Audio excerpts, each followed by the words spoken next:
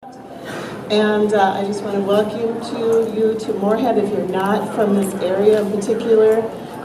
This is the best small city in the United States. The internet says so of course it's true. It's the healthiest housing market in Minnesota, and it has the best tasting water in Minnesota. So there we go. So if you haven't seen his books, he has a number of books over there, so check them out. And and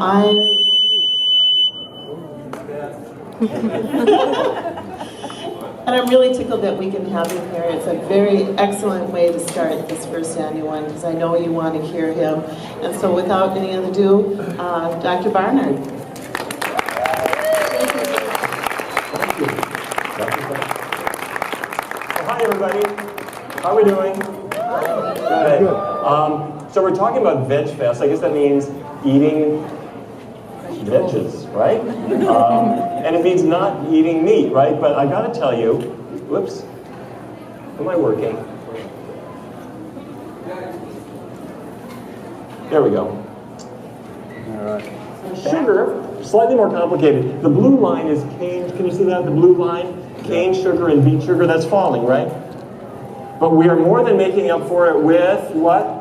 That's it, high fructose corn syrup, exactly, that's the green line. You put it all together and you get that red line at the top, and that's total sugars, and that's gone up too. So as the obesity epidemic came in, it wasn't genetics, it was the average person is eating more meat, more cheese, more sugar. It's on the input side of the equation.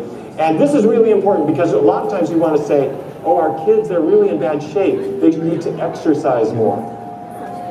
That is not the issue. Exercise is good, but you would have to be running on a treadmill 24/7 to try to exercise off all the calories we're shoving down our esophagus. We've got to deal with it on the food side of things. So this is the diabetes map in 1994. And as you can see, in North Dakota and Minnesota, we were at less than 4% of the population had diabetes. However, as the meat was coming in and the cheese was coming in, here's 95, 96, 97, 98, 99, 2000. And you can see the map is changing right before our eyes. Now I'm going to change my colors in 2006 so you can zero in on specific counties, but you can see it's continuing to get worse. It's not your imagination. Diabetes is everywhere. Well, when I grew, where on average they're smack in the middle of the healthy weight range. But that's not why the American Diabetes Association published these numbers. They did it because of this, diabetes. There's a lot of it in the meat eaters, and the more you get the animal products out of your diet, the better you do. So if you're a regular meat eater and you become an infrequent meat eater, that's good. If you throw out all the meat except for fish, better. If you throw out the fish too, better still. And if you are on a totally plant-based diet, your risk of diabetes just went through the floor. So my research team in Washington, D.C. thought this was a cool thing. So we brought in a group of 64 women. They were all moderately to severely overweight. And we asked them to try a plant-based diet. And just two rules. First, no animal products. No meat, no dairy, no eggs. And secondly, keep the oils really low. So instead of going glug, glug, glug with the olive oil all over their pasta, we're not doing that. But those were the rules. There was no exercise in the study, and it was a 14-week study. And what we found was that with this diagram, we could show you what to eat. Fruits, and grains, and vegetables, and legumes. What are legumes? Lentils.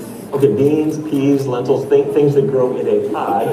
And the way this turns into actual meals would be something like blueberry pancakes, or oatmeal with cinnamon and raisins, or a half cantaloupe, or a whole cantaloupe. We did not tell them how many calories to eat.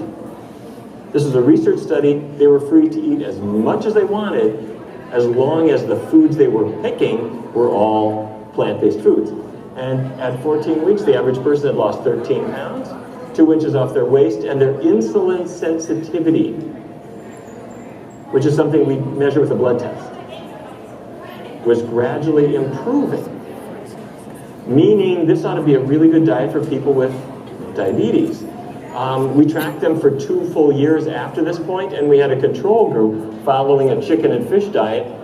They ended up as bad as the beginning, but the vegans never put the weight back on. They were slimmer at 2 years than they were at the beginning. So unlike every other diet where you're really struggling to eat tiny little portions and by Wednesday you're ready to eat the sofa, with a vegan diet you're eating all the spaghetti you want, all the veggie pizza, and you're never hungry, but the weight just comes down.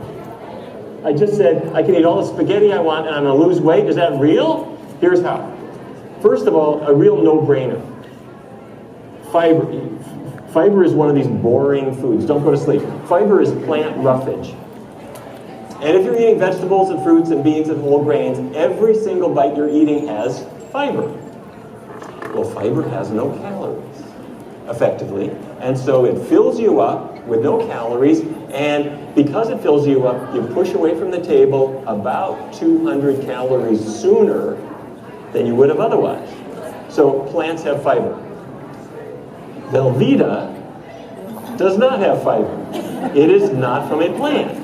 So it's got 0 fiber, and that's true of Spam, and that's true of organic chicken breast and salmon and any kind of animal food. It's got 0 fiber. So every last calorie you get. So your friend who says, well, I think fish is probably okay, isn't it? They're forgetting my Adventist slide where the fish are a little bit better than the heavy meat eaters, but they're nowhere near as slim as the vegans. Atlantic salmon is 40% fat. Chinook salmon is 50% fat, 0 fiber. It's a sponge filled with grease, and you're going to have trouble losing weight if that's your go-to food. Am I cheering you up? Okay, all right. Anyway, so fiber, all these foods loaded with fiber, filling, and that's the reason that the appetite gets turned off sooner. Okay, that's thing one. But there's something else. This is a little more complicated. This may be on the test. There's something called the after-meal burn. Here's the way it works. You get up in the morning, come into my laboratory, and you lie down on the exam table, and I'm going to measure your metabolism. And you'll say, oh, my metabolism. It's really slowing down. When I was a kid, I could eat anything. I wouldn't gain weight. Now I just look at food and I gain weight. My metabolism is slow. It's not your imagination, it is slowing down. And the reason I know that is I can measure it. You lie down on the table, and I take a clear plastic canopy, a special canopy. It goes over your face and your shoulders, and I'm measuring the oxygen you're taking in and the carbon dioxide that you're breathing out.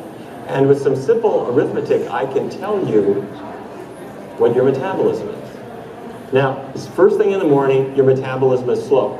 So then I give you breakfast, and then your metabolism starts to rise.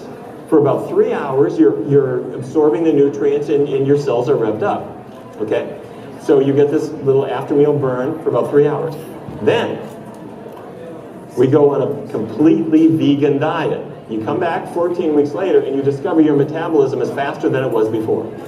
You're lying down on the same table, same canopy, same breakfast, but what we discover is your metabolism in the after-meal period is about 16% higher. That's not much. But it's 3 hours. After breakfast, again after lunch, again after dinner. Okay, now why is that? Well, the reason is something's happening in your muscle cells.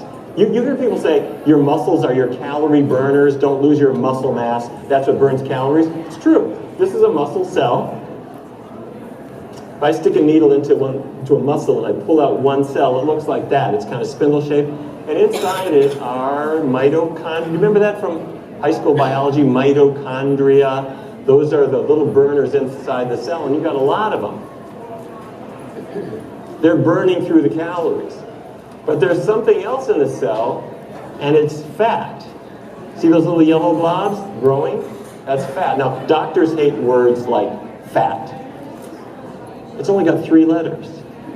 So we refer to it as intramyocellular lipid. It's fat inside your cell. It got there from beef fat, chicken fat, fryer grease, olive oil, extra virgin olive oil. All these grease molecules get into the cell. And when the fat gets into the cell says, fantastic, great. If we have a famine, I'm going to survive because I've got all this fat that I can live off of. This is not belly fat. This is not thigh fat. This is fat inside the cells.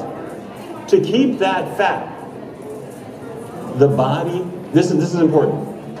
To keep that fat, instead of losing it, to keep it as a hedge against starvation in the future, your body stops producing mitochondria like it was before. So all you got to do, go on a high-fat diet. By about Wednesday or Thursday, you have fewer mitochondria. You're burning calories slower. What I'm saying is your metabolism is slowing down because of high-fat foods that came into your life. And your body is making an effort to store them because it thinks there could be starvation later. And you're going to say to your body, wait, you don't have to save every single thing that I eat. Your body's not listening. Your body was designed, if I can use that word, back when there was a genuine threat of starvation. So when you eat fatty foods, it's stored in your body, your metabolism slows down to keep it. What's the answer? Get the fat out of your diet. But that cell should be able to take that glucose in, and it can never do it until we get the fat out. So how much animal fat is there on a vegan diet? None. And if I keep the oils low, you will see people get diabetes improving, and sometimes going away.